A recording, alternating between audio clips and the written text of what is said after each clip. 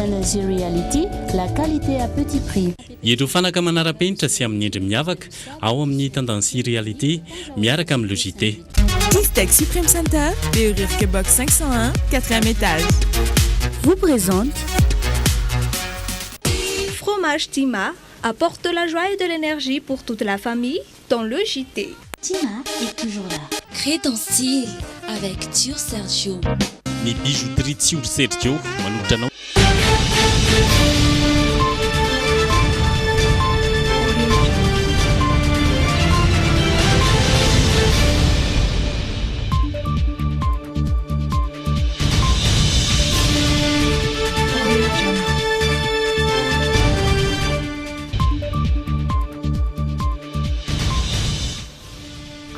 Zoma faharoapolo ny volana febroary miarabantsika rehetra tonga soa atao anatin'ny logité indray.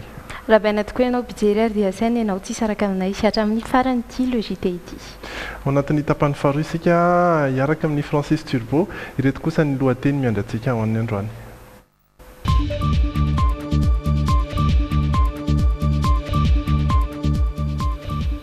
Hitohatra ny dingan'ny fampihavanam-pirenena na dia nisy azy ireo filoha teo aloha ny ala andaharana.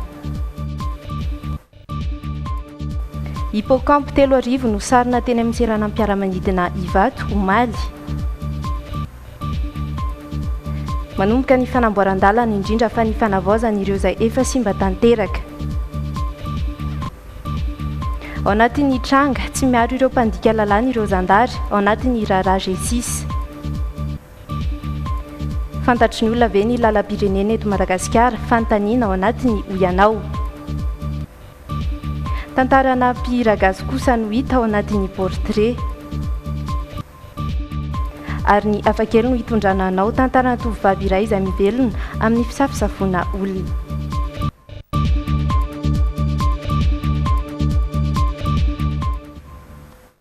Ary dia nasananao izay rehetra izay iarahanao aminay hatramin'ny farany ho atombokay avy hatrany ary ao anatin'ny actu.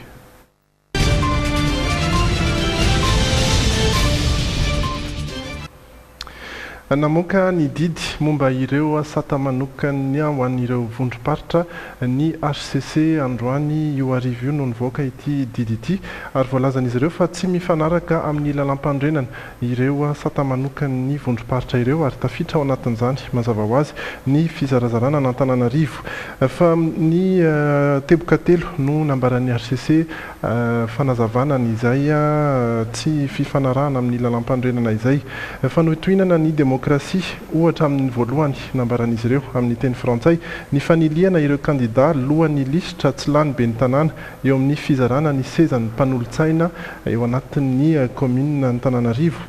Tsy mazava ihany koa ary tsy voamarina ny maro anisa araky ny ilaina an'ireo nandany an'io lalàna io teny anivon'ny anteny miram-pirenena ary teboka fahatelo raha ny lalam-pandrenana trano nojerena eo amin'ny andininy fahavalo amby zato dia karazany roa ihany ny commune eto Madagasikara araky ny voalazan'izy ireo dia ny commune urbaine izany izay commune ambonivohitra moa amin'ny teny malagasy ary ny faharoa dia ny commune rurale ny commune ambanivohitra. Tsy afaka zarazaraina intsony ny commune araky io lalam-pandrenana io izay no nanazavan'ny HCC an'ity fanapahan-kevitra ity ary ilazany fa ny lalàna laharana 524 dia mifanohitra amin'ny lalam-pandrenana malagasy. Fa ito ihany koa ny fampihavanam-pirenena raha nambaran'ny FFKM.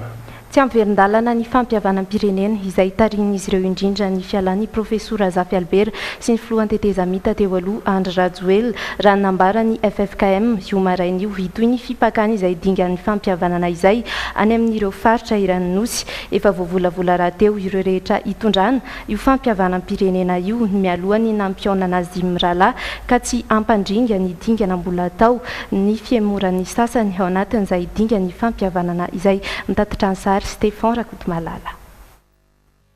tsy nisy nandefa solotena ny anatrika andingan'ny fampiavana am-pirenena intsony na ny avy amin'ny antoko tariny filoha teo aloha Zafy Albert na ny avy amin'ny antoko TGV tariny Andry Rajoel raha ny hita androany tetỳ amin'ny lapan-kolontsaina sy fanatanjahantena Mahamasina tsy nametraka olana lehibe mikasika amin'ny fialan'ireo filoha teo aloha ireo anefa ny FFKM izy ireo izay manantena fa fistahana ankamiana ihany no nataon'ireo niala andaharana ity rafitra ity raha teo milaza ny anao izay fomba hiverenan'izy ireo tsy maintsy misy ny ezaka fa ny hoe misy io ny zany fampihavanana zany efa averimberina foana hoe lalana lavitra zany ary tsy vita vetivety tsy azo avela ireo le mety hoe niparitaka reo mety hoe niala fa tsy maintsy isy ny dingana zay atao io mo samy manana ny fomba fiasany hoe misy fomba isan-karazany azo anaovana azy fa tsy azo atao ny hoe de vita izy zany fa de nareo tsy te handray anjara fa de zay no misy ny asa atao zany de mizotra ary mizotra tsara arak'izay mba heverana azy zany moa asan'Andriamanitra le izy mety misy ny hoe tsy vitovikevitra eo amin'ny mpivory kanefa arak'le lazaina hoe ny hevitra rehetra zay hoentina midina makany amin'ny faritra dia efa niarahana ny volavolaina tsy tamin'ireo filoham-pirenen'ireo ihany fa efa hatrany amin'ny taona 13 no efa nisy ny famorinan'ireo sehatra samy hafa teto firenena raha nahatsiaro isika tamin'ny volana Mai, Avril sy Mai 13 dia nisy ny dingana atao teny amin'ny CCI teny Ivato Antananarivo. Itoetrany araka izany ny fampiavana-pirenena hipakany amin'ny faritra ny dingana ny 4F rahateo izay foto-kevitra voizina ao anatiny dia efa manomboka maharesy lahatra ny maro ampiasaina ny pakiady rehetra irosona amin'ny fampahafantarana izany manerana ny nosy amin'ny FFKM tsy ny filoha 10 ihany no mila mifamitra-pihavanana fa ny vahoaka malagasy iray manontolo zay zany no entina ary zay no mahatonga ny hoe ny FFKM dia manana solotena mavitrika be koa maka miaraka amin'ireo soloten'ireo ka na ohatra aza sanatria hoe tsy mandray anjara na tsy handray anjara ny solotena sasany no miantona dia tsy asakana ny fanazava-kevitra atao amin'ny olona zany ary tsy hoe le hevitra ty ange no hoe de iny tsy maintsy ataonareo zay amasaka azy fa ny olona mety manana ny heviny any amin'ny région any amin'ny faritra any de reny zany tsy maintsy enona daholo ary zay no nahatonga ny FFKM aza no mihitsy hoe na de ny réseaux sociaux aza de ezahana mba ho akana ny hevitry ny olona satria tsy ny olona rehetra ke no afaka hivorany ny région mikasika ny fomba anatanterahana ny fampiavana-pirenena dia nilaza ny FFKM fehefavonina ho amin'ny famatsim-bola ny vondrona Europeana na izany azy anefa dia manantena ihany koa ity rafitra ity fa ho maro amin'ireo mpandraharaha sy sehatra eto amintsika no resy lahatra amin'ny fanampiana azy ireo amin'ny adidy izay sahaniny. Ary dia roy zany no efa nanambara fa tsy handray anjara intsony ao anatin'izay fampiavana-pirenena izay. Isan'ny nampiala andarana ny profesora Zafy Albert ny tsy mbola nanake ny FFKM ny fijoroan'ny komity ny fampiavana-pirenena izay nangatahany manokana ny fitariana izany amin'ny ankolafy izay tariny dia ny FFM filakevitry ny fampiavana malagasy ihany no tokony tarika izay fampiavana-pirenena izay fa tsy ny FFKM akory amin'ny antoko TGV kosa dia tsy misy dika ny fampiavana-pirenena raha toka samy manao izay tiany ny mpandray anjara amin'izany tahaka ny mbola tsy fahadiovam-pony ireo mpanao politika io ihany koa nambarana izy ireo ho tsy fanarahan-dalàna tamina ny endrena ny Prime Ministre fangatahany izay tsy mbola nahazo navaly mahafapo ihany koa hatramin'izao. Satria ny fangatahana sy ny fangatahana rehetra izay natao tsy hisy valy ny vohatra hodiana fanina dia izay ny tonga hoe dia mety angambany raha miala misitaka an'ity processus ity tokony hojerena koa indrindra zany ny fanajana ny fampiarana ny article andalina 454 ary dia mazava ho azy tsy maintsy hitantsika ihany fizotra izay fampiavana-pirenena miaraka amin'ny FFKM zay itety faritra ivadika eo amin'ny lafim-bavao hafa indray kosa isika mbola mitohy hatrany ny fanondranana ireo hippocampe avy eto Madagasikara. Hippocampe 3,000 isa no sarina teny amin'ny serana mpiara-manidina teny Ivato omaly teratany Sinoa no nahatrarany ireo biby voaro ireo fa niaraka tamin'izay ihany dia volamena manodidina ny Roklao no sarina tamina teratany Sri Lankais nidina teny an-toerana avy hatrany ny ministry ny vola sy ny teti-bola niaraka tamin'ny tale jeneraly ny douane vaovao nanaraka azy ireo teny Idjery Edouard sy misy Sarazafinjatofo. Na dia efa nankalazaina tamin'ny hainao manjery fa mila fahazon-dalana manokana ny fanondranana hippocampe tsy mety fa ireo teratany Sinoa fa mikiry mamoaka izany antsokosoko hatrany Ny alakamisy teo no tratran'ireo polisy misana ny abakabaka sy ny sisy tany ny vato ny teratany sy noroa ny tondra sovalindrika na hippocampe efa maina mandidina ny 3 kilao tombana ny 3 arivo kosa ny isan'ireo biby voaro ireo. Fanteliny zao no nahatratrarana hippocampe avy taty Madagasikara. Ny voalohany dia ireo izay hita tany Paris Roissy, ny faharoa dia ilay sarona nandritry ny fijidiana tampoka nataon'ny délégation ministériale herinandro lazay ary zao ndray kosa ny fanteliny miaentitra ny fisavana. Mbola hoe vonjimaiky aza le mesure andraisina zany taoriny natratrarana ny hippocampe tamin'ny herinandro ambony dia hita hoe mahomby izy rehefa tena misy ny fiara-miasa eo amin'ny décor samihafa ity hivato ny douane ao zany ny polisy ny zandary ary ny samada ka tokony tohizana foana zany le izy fa hita amin'izao zany fa mahita vokatritsika rehefa tena misy ny fiara-miasa. Fa teratany Sri Lanka miisa 2 kosa no sarina niaraka tamina volamena manodidina ny 2 kilao. Tsy tony mazatra dia ny hoe amin'ny brique zany fa fomba hafa nampiasaina natsonika ireo volamena ary nampidirina tanatin'ny fantsona misy ny valizy. Zotra iazo any Maurice no nahatratrarana ireto vahiny ireto, tsy fantatra kosa ny tena dian'ireo volamena. Manoloana zao tranga zao dia manamafy ny fanaraha-maso ny serana ny ireo tompon'andraikitra. Mbola mipetraka hatrany tetika asa fanatsarana ny fomba fiasa ny hivato hiarovana ireo arenan'ny Madagasikara. Lafim-baovao sosialy eo amin'ny sehatry ny fampianarana dia fantatra izao fa mpampianatra FRAM mahery ny 100 no noraisiny ho mpiasa-panjakana tao Andrenivohitra Vakina Karatra. Tafiditra ao anatin'ny politika mpanjakana andraisana ho mpiasa-panjakana ny mpampianatra ray alina isa-taona ity hetsika ity. Fantatra ihany koa fa efa anomboka indray zao ny fandraisana mpampianatra ray alina hafa notoloran'ny ministeran'ny fanabeazam-pirenena ny taratasy sy fifanarahana arakasa mifanaraka amin'izany androany aloha ireo mpampianatra FRAM 100 ireo ary tany antoerana mpanao gazetitsika any antoerana Zorabenandrasana. Mpampianatra FRAM sy mpampianatra niofana tao amin'ny CRINFP miisa 770 no notoloran'ny ministeran'ny fanabeazam-pirenena taratasy fifanarahana arakasa ho mpiasa-panjakana androany tetsy amin'ny Marjery André Resampantsirabe ny solotenan'ny ministera tamin'ny fanolorana ireo taratasy fifanarahana arakasa ireo ny talen'ny kabinetra ny ministera. Politika panjakana izy io, politika ny président de la République zay sorana anazy zay nanome lanja manokana ho amin'ny fampianarana eto Madagasikara.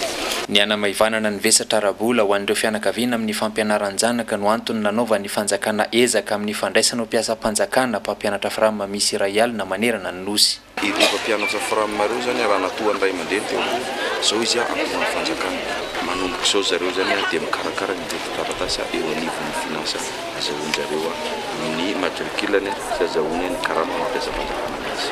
Naneo ny hafalian'izy ireo sy ny fahavononany ihany koa amin'izao nandraisana azy ireo mpiasa-panjakana izao ny solotenan'ireo mpampianatra ireo. Manome toko zay fa hiezaka arak'izay azo atao araka ny formation izay efa natao ihany koa amin'ny fanabeazana ny zaza malagasy arak'izay toerana hanendrena anay tsirairay avy.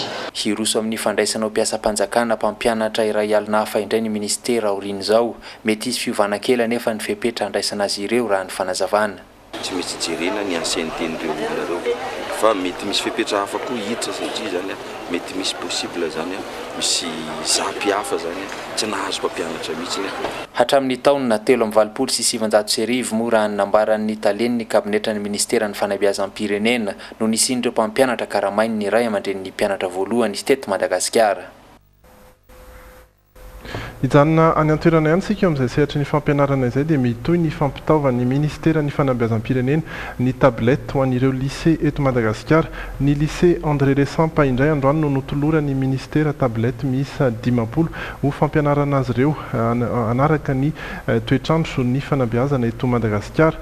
Tablette izay efa misy ny lesona rehetra ho an'ny klasy taona 10 hatramin'ny klasy famaranana ho an'ity lycée any Antsirabe ity dia ny klasy famaranana aloha no natao laharam-pameana.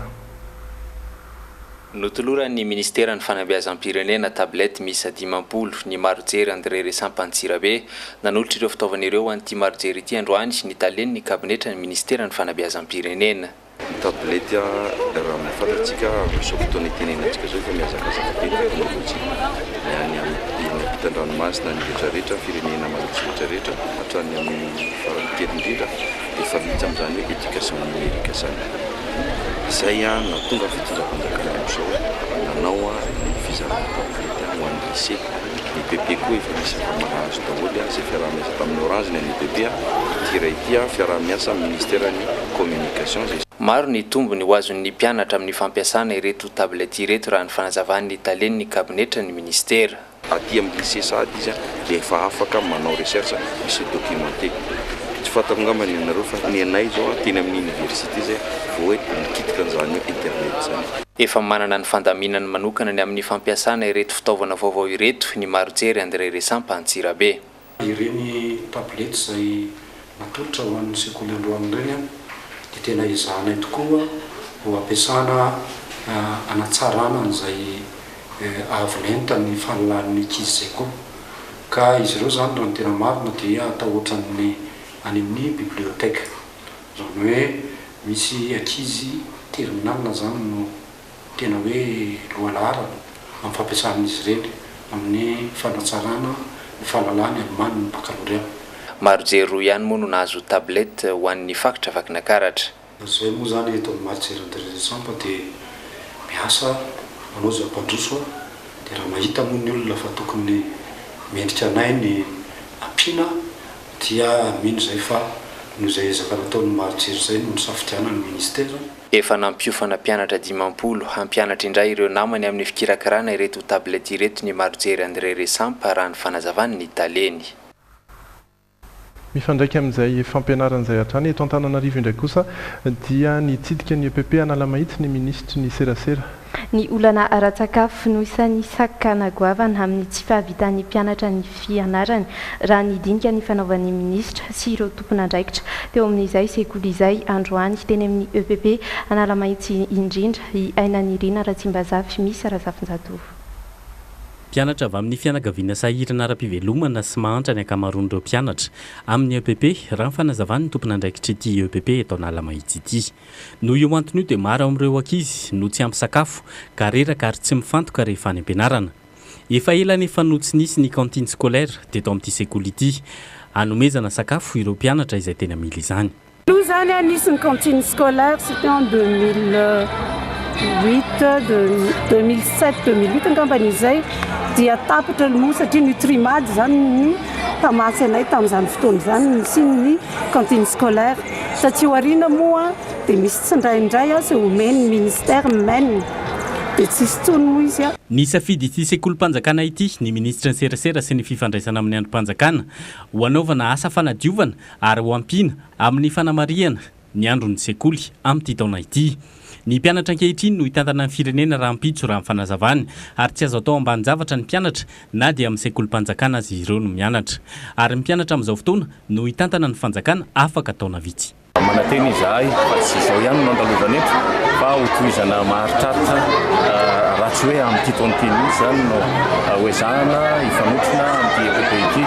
Nanolotra iray tapitrisa ariary ho an'ity sekoly ity ny ministra hanomezana sakafo ireo mpianatra eto amin'ny EPP Analamahitsy. Tsy maharitra volana vitsy anefa io vola io raha hividianana sakafo ho an'ireo mpianatra maherin'ny 900 eto amin'ity sekoly ity. Antenaina izany fa isy ny ezaka misimisy kokoa ho ataon'ny fanjakana amin'ny famatsiana sakafo ny mpianatra amin'ny sekolim-panjakana manerana ny nosy. Efa fanaon'ny fanjakana rahateo zany teo aloha.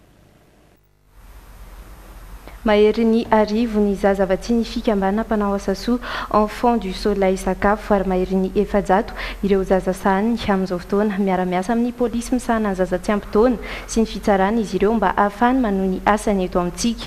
Ilaina raha ny fanazavan'ny tompon'andraikitra ny fankatoavan'ny fitsarana amin'ny maha asa saropady ny asa ataon'izy ireo ary ho avaozina isaky ny roa taona io fankatoavana io. Nanampy ity fikambanana ity ny Canal Plus ireo mpiara-momby nantoka aminy amin'ny fanomezana fahitalavitra ny akany taizany ireto zaza ireto ilain'ny zaza amin'ny fitombona ny fialamboly ka izay no anton'izao hetsika izao. Iverina eo amin'ny olan'ny lalana indray koa sika sy ny fanamboarana izany eto amintsika. mifantoka tanteraka amin'ny fanamorana ny fifamoivoizana eto andrenivohitra ny fitondram-panjakana ankehitriny efa manomboka ny fanamboaran-dalana indrindra fa ny fanavaozana ireo izay efa simba tanteraka fototry ny fitoanana fantatra fa misy ihany koa ny tetikasa maro amin'ny fanamaivanana ny fifamoivoizana toy ny famoronana fiantsona ny fiarakodia vaovao namantatra izany antsika Jerry Edouard misy Razafinjatovo. Tsy vitsy ireo toerana izay efa mampikolay ny mpampiasa lalana indrindra eto andrenivohitra miteraka fitoana fifamoivoizana ary koa faty antoka eo amin'ny sehatry ny toekareny zany nampahafantarina androany ary ny fanomboan'ny tetikasa fanamboarana sy fanavaozana ireo lalana izay simba eto amintsika.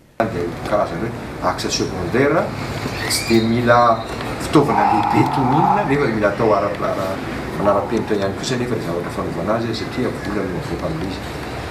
Zany hoe any amin'ny orinasa miaraka amin'ireo madinika ireo zany any amin'ny 10 eo ny orinasa miaraka misalaha amin'ireo. Ny vinavina dia ireo voatonon'ireo miaraka amin'ny any anatinatiny any dia tokony vita any amin'ny tapatapaka ny avila any izay manontolo. Raha tsy sanatria angamba tena mbola misy orambe ny atoandro sy ny alina tsy ahafahana miasa amin'ilay izy.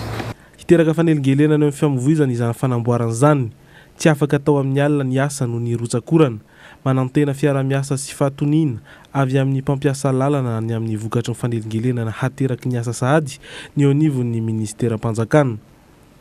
Fantatra ihany koa fa misy ny tetikasa maro hanamaivanana ny famoivoizana toy ny famoronana fiantsonana ny fiarakodia vaovao eto andrenivohitra. Eto amin'ny Antananarivo ny resahana dia hitantsika tsy hoe fa mandeha amin'ny parallèle amin'io zany no miaraka atao amin'io ny resaka rond-point. Ny parking moa zany amin'izao fotoana izao dia mijery an'ilay toerantsika. Tsy manana toerana malalaky ny be intsony tsika eto ampovoana Antananarivo fa dia ezahana zany izy io le parking sady ambanin'ny tany no ambonin'ny tany zany hoe amin'ny étage ireny zany ilay izy eritreretana vinavina loatra amin'izao tena mbola vinavina dia eo Ampefiloha eo dia ny 67 dia eo Analakely dia ny Andravoahangy. Fototry ny fampandrosoana sy ny fivoarana ny firindran'ny famoivoizana ho an'ny lalana mampitohy ny akady-bahoaka sy Anosy ohatra dia ho vita ny alahady zao zany raha tsy misy ny sampona toy ny orana na koa antony hafa hanakana izany azy zany. Mbola anatin'izay asa fametrahana foto-drafitr'asa ihany. Ny tanterana androany ny fianaovantsy ny ampiara-miasa teo amin'ny Itale Jeneraly ny fanajariana an-tany sy ny Itale Nasionaly ny fandarana Samatoy momba izay mety ho drafi-panajariana iraisan'ny komina sy ho an'ny komina mba ho fampandrosoana indrindra ny eny fotony ary ahafahan'ireo komina mandray an-tanana ny fampandrosoana ny fari-piadidia ny fanazavana tanteriny Sonia Andrianirina Voara Rabena. Manodidina ny 500 sy arivo mahery ny isan'ireo komina eto Madagasikara. Mba ahafahan'ireo komina mandray an-tanana ny fampandrosoana ny fari-piadiadiana sy ho fampiroboroboana ny toe-karena eny fotony anefa dia zava-dehibe ny fisian'ny drafi-panajariana iraisan'ny komina sy ny drafi-panajariana ho an'ny komina na ny schéma d'aménagement intercommunal et communal. Izany indrindra no nahatonga ny teo anivony ministera ny fanajariana ny tany sy ny fampitaovana ary ny foto-drafitr'asa niara-nasa tamin'ny fandaran'asa Matoy namola vola izany izay miompana indrindra amin'ny fampandrosoana ny toe-karena eny fotony. Faritra telo no iasan'ny fandaran'asa dia Vakina Karatra, Amoromania ary Menabe. Mariana fa ahitana organisme public de coopération intercommunale na OPCI miisa 5 izay vondrona ny komina miisa 7 moa ireo faritra telo iasan'ny fandaran'asa Matoy ireo. Izay natao indrindra hanampy komina amin'ny asa fampandrosoana izay iraisan'ny komina maromaro ao anatin'ny faritra anankiray. Ny zavatra ataontsika zany ao anatin'ilay izy dia hoe volavolaina reo tia rehefa vita fa molavolana azy responsabilisena ny acteur rehetrarehetra ao anatin'ilay commune na hatrany amin'ny sehatra tsy miankina na hatrany amin'ny commune na hatrany amin'ny service technique et déconcentré amin'ny alalan'ilay charte régionale manana an'izay fitaovana izay ny commune dia mirositsika rehefa avy eo any amin'ny mise en œuvre tsy mijanona amin'ny élaboration.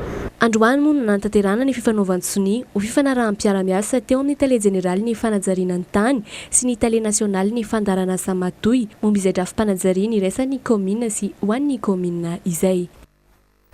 fa fahombiazana tanteraka izay no azona mitinana ny fivoriam-be fa 7 ny federation ireo trano fiantohana aty Afrika na ny FANAF izay nitanterahana teto Madagasikara nandritra ny 4 andro na ho an'ireo mpanatrika izany na ho an'ireo mpikarakara ihany koa fehi-kevitra 7 no nivohitra nandritra izay ankoatra ny fifanankalozan-traikefa teo amin'ireo mpiantsehatra eo amin'izay tontolo ny fiantohana izay dia isan'ny notanterana nandritra ny famarana ity fivoriam-be ity ihany koa omaly ny tatitry ny asa vita nandritra ny taona 2024 2025 teo ihany koa ny famaritana ny teti-bola izay hoenty miasa ho an'ity taona ity i Côte d'Ivoire no ampiantrano indray ny andiany manaraka eo amin'izay fivoriam-be ny FANAF izay.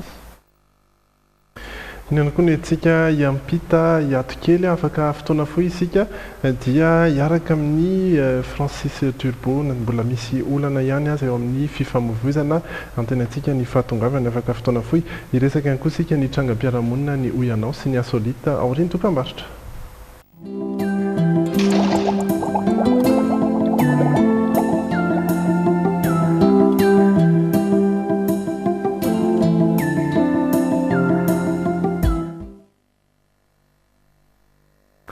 Ary dia manaraka hatrany logité nao miditra ny tapany faharoa isika mbola izay sy rindra tahiry aloha no miaraka eto i Francis Turbo izay tokony ho avy eo ihany afaka fotoana fohy ho anomboantsika azy ary aloha mandra-piandra izay dia ny trangam-piarahamonina.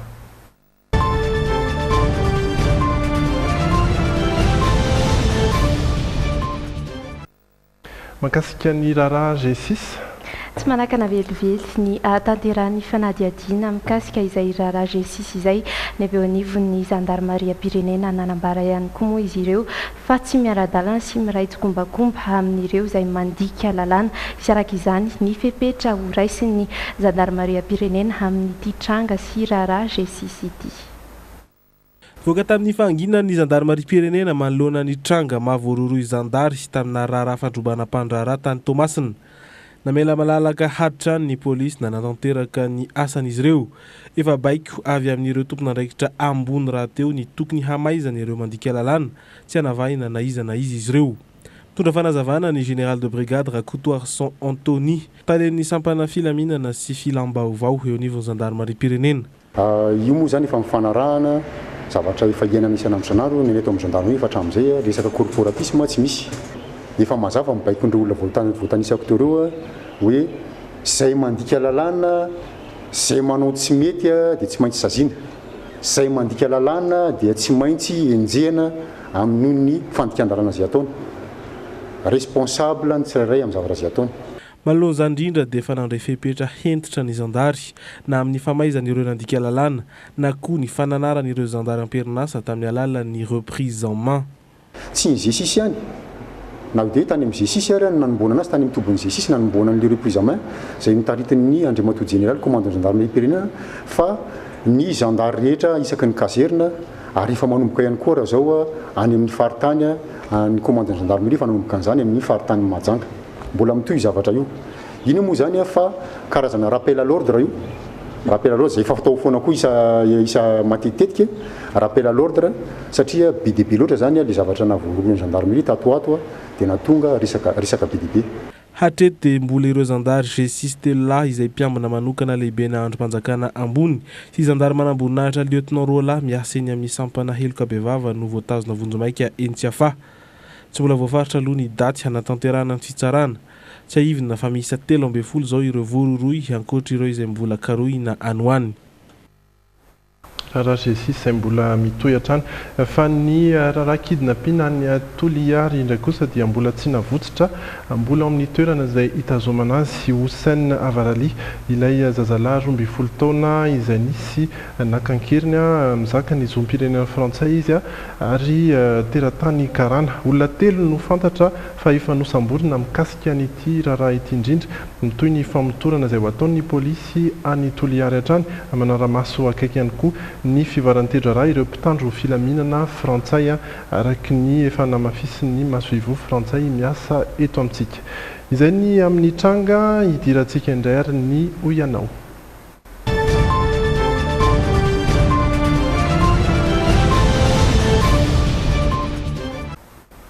Ny ho ianao izay efa lalàna akapobe ny any ho an'ny androany sady ho fantarantsika ny lalana rehetra eto Madagasikara ho any izay mbola tsy mahafantatra nidina teny an-dalambe avy hatrany aloha ianany Irina Ratsimbazaha Fisy Anjarakotondrainy ny resadresaka taminareo teny an-dalana teny.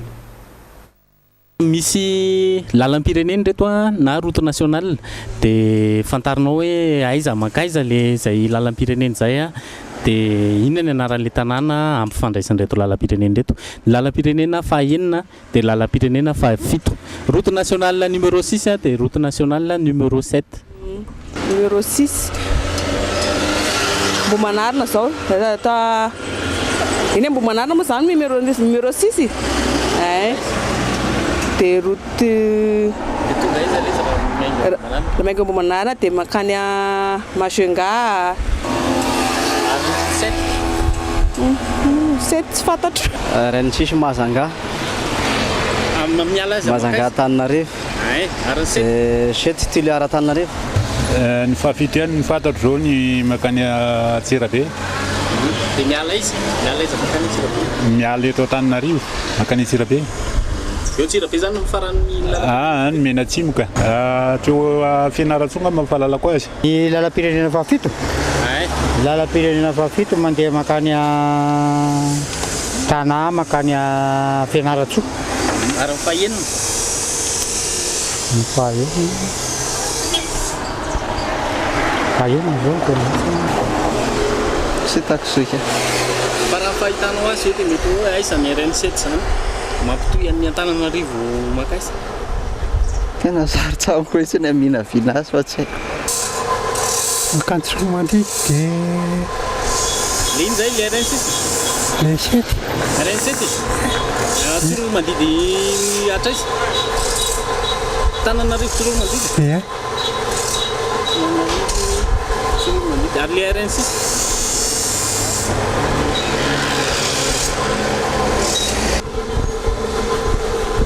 tsy haiko. Tsy hainao? RN6 RN7 Fianaratsoa zao RN7. Fianaratsoa makaiza? Antananarivo Fianaratsoa. Ary ny RN6? Ny RN6 aloloha tsy tadidiko le RN6. Tsy tadidiko fa zay ihany zao aloha ny tadidiko. Antananarivo makaiza? Antananarivo mandeha Tamatavy. RN6?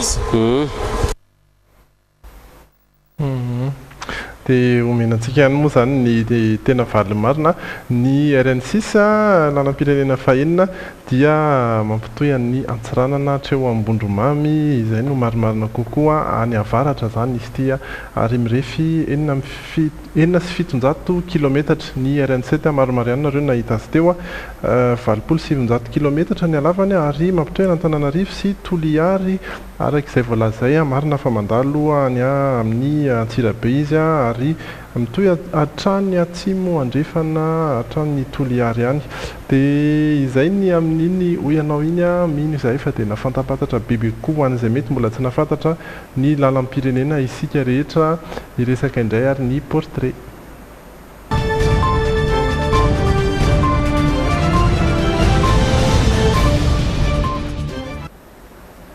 Ny portrait izay iresantsika fianakaviana iray ho an'ny androany efa somary miditra ihany anatin'ny kolontsaina. Izy ireo dia fianakaviana izay milomano tanteraka ao anatin'ny sehatry ny hira gasy tahaka ireny fandraisana anjara amina fampisehoana na ihany koa fifaninanana lehibe ireny mety tsy ho amin'izay ihany koa anefa izy ireo fa mandray izay hira gasy izay ho toy ny fialamboly ihany koa handeha ho fantarina atao anatin'ity portrait ity ny mahakasika ity fianakaviana ity.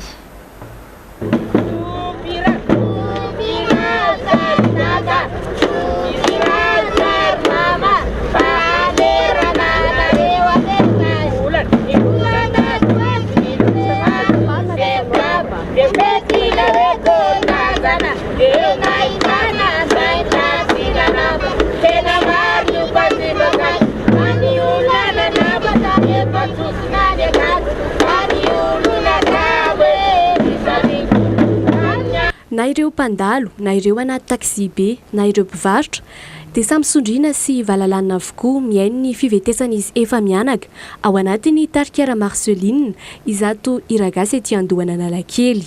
Ery taona izao no nihiran'izy ireo teto. izy mirala mianaka no mivelony aponga ary Marcelina sy ity zanany vavy efa taona ity kosa no miventsoakira ny afatra tian'izy ireo ampitaina arahy ny fihetsika sy ny dimy rindra kely izay efa homana izy mianaka mialoha any an-trano. Tena lazaiko anareo zany fa tamin'ny andro taloha zay io mpanao goudron io ny raharahana mivady reo mpanao lalana zay dia hatramin'ny teteza mitatra tokoa dia teteza mitatra tsisy tokoa ny karamanay satria zay tsy mba manana asa tsy manana diplôme ka ny ragasy ohatr'izao zany ny tena zavatra taonay mba ahazoanay tatiraka zay mba mihain'ny olona no io dia lasa antom-piveloman'izy mivady miaraka amin'ireto zanany mianadahy ireto ny iragasy ka na ny akanjo anaovan'izy ireo tena izany nampitoviana avokoa. Ny fitaovana ihany koa tsy latsa-tanja amin'izay na dia efa somary ratsiratsy ihany aza ny ampongan'ny Randrenasolo. Avy any akady kely lafy moa izy ireo no mipetraka ary dia manenjika ety Analakely isan'andro mba azo mbola misimisy anefa dia tsy maintsy miala vao maraimbe. Zay zany miala amin'ny 4 maraina satria le busnay zany von'ny embouteillage raha vao tsy maraina zay miala dia amin'ny 2:30 zay vao tonga aty dia tsy mahazo vola fa maraina zay amin'ny 4 dia miala dia tonga aty zay rehetra ny embouteillage amin'ny 5 zay dia efa manomboka eto indraindray zay tsy eto indraindray zay tsy eto fa lasa amin'ny toerana hafa toko tsy vita mora izy ty raha tsy vita mora amin'ny fiainana tsy maintsy mitady tsy mora tokoa ny fiainana ary noho ny tsy fananan'izy mivady indrindra no nahatonga ireto zanany mianadahy ireto tsy afaka mianatra fa voatery manampy azy ireo manao iragasy tahaka izao.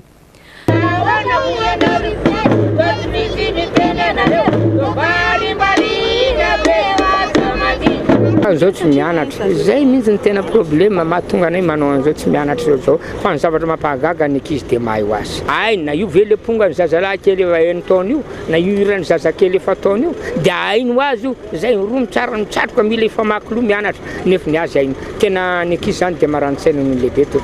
Mahavelona satsy tsy nentina maly ho fanontaniana io mihitsy Randrenasolo ny anambarany dia mitafy sy mihinana tahaka ny olon-drehetra ihany izy ireo ka izay no zava-dehibe sy sitrak'Andriamanitra.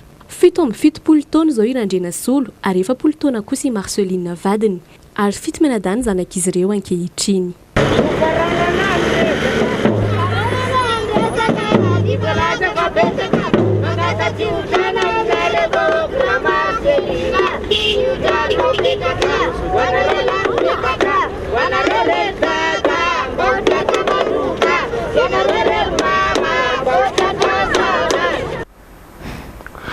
Ary dia mirary soa azy mianakavy isika ao anatin'izay firahirana izay mety mbola misy ihany koa tsy nahamarika loatra zareo reny manomboka izao zany mety efa betsabetsaka nareo ahita azy indray eny an-dalana eny rehefa sendra mira izy ao anatin'ny ty tapany faharoa ty moa voalaza teo hoe tokony ho avy ety Francis Turbo hatramin'izao fotoan'izao moa dia miitsoka tanteraka ny fifamoivozana ary misy ihany koa ny lalana tapaka raha ny resaka ny fanaovanay teo Antaribia nomboka teny Antanimena ao anatin'ny vaovao iray vao tonga io ohatra ny teny Ambatonakanga nisy trano iray izay niotsaka eo ambonina fiarakodia izy ity no niotsaka hatreto aloha dia tsy misy ny maratra na ny ainana fohy soa ihany ao anatin'izao orana izay tsy mitsahatra izao izay rehetrarehetra izay idirantsika ary aloha ny insolite.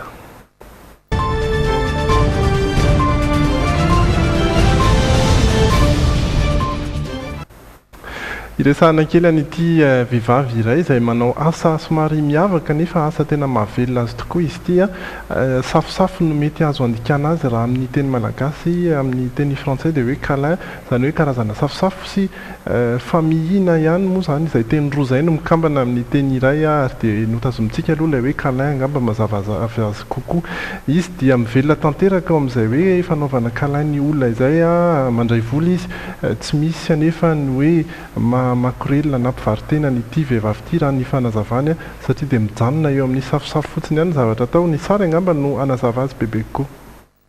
Ny anamaivana ny alahelo ireo olona mahatsiaro tena irery sy mitanondrika ny anampy ny olon-kafa mahatsiaro kivy mba anana fatokisa-tena ireo no mahatonga ny Samantha anome câlin ary izay fotsiny no ataony Antonas efa oeritaona mahery izay. Sometimes. And how great is it to be able to trust raha misy ny toerana atokana ho an'ny kafe nahoana raha asiana toerana manokana ihany koa ho an'ny câlin hoy izy. Lasa fitadiavam-bola ho an'ity tovovavy ity mihitsy aza izay manome câlin izay satria misy sarany $2 isaky ny 2 minitra izany.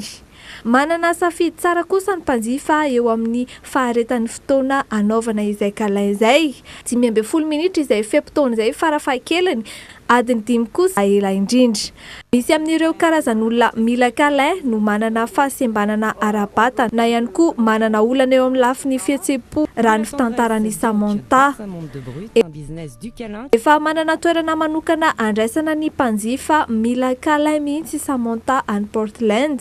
Misy efitra misa 4 samihafa ao amin'ny toeran'io ka ny mpanjifa no misafidy izay efitra mety aminy. Hatramin'ny nisokafan'io toerana manokana ho an'io kalain kosa dia efa mahatratra anarivony mahery eo zao ny olona nanao famandrihan-toerana mba ahazo izay kalain avy amin'ny Samantha izay. Dia mandeha ny adi-hevitra hoe mety handeha ve izay raha eto amintsika eto Madagasikara misy manana izay hevitra izay hoe ivelona handray vola amin'izay famihinana sy fisafosafoana olona izay. Raha ny eto amintsika aloha dia mbola somary saropady ihany zany ny resaka tahaka ireny. Tsy ny malagasy rehetra ihany koa ny tena hoe mila matetika sy mifanao an'izay kalain izay ka mipetraka tokoa ny adi-hevitra mety handeha ve izay mety handeha arakaraka ny tsirairay avy. Afaka miresaka an'izay antsika eo amin'ny Twitter na eo amin'ny Facebook. Dia izahay moa zany dia mialantsiny indrindra amin'ny anaran'ny Francis Turbo tena tapaka tanteraka mihitsy ny lalana mbola tsy tonga eto amin'ny Akorondrano izy hatramin'izao fotoana izao ary dia hofaranantsika amin'ny toetry ny andro ny logité somary ho tenenina indray-mbava fotsiny ihany fa mbola itony ny orana eto Antananarivo any Antsirabe ary any Toamasina any Fianaratsoa mbola isy ny orana Rampitso saky ny ariva no isy ny oram-baratra ariva tahaka izao avokoa amin'ireo faritra efatra ireo. Any Mahajanga indray kosa dia orana malefaka saky tontolon'ny andro any Antsiranana sy ny any Fort Dauphin no tsy ahita orana ho any Rampitso fa dia masoandro sy rahona fotsiny ihany no ifandimby any aminareo rehetra any. Dia izay ihany koa ny irarinaina izanady izany alina mahafinaritra sy tontolo andro mahafinaritra ary dia miona indray sika Rampitso amin'ny fitora sasany hatrany. Veloma tompoko.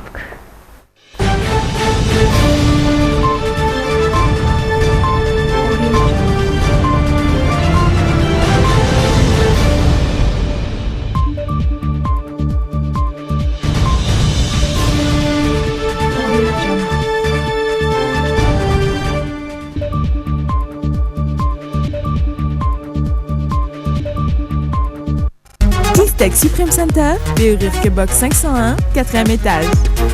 Vous présente Crée ton style avec Tio Sergio. Ni bijouterie Tio Sergio, manolotra. Fromage Tima apporte de la joie et de l'énergie pour toute la famille dans le JT. Tima est toujours là. Tanazzy Reality, la qualité à petit prix. Ireo fanaka manara-penitra sy amin'ny endry miavaka ao amin'ny Tanazzy Reality miaraka amin'ny logité.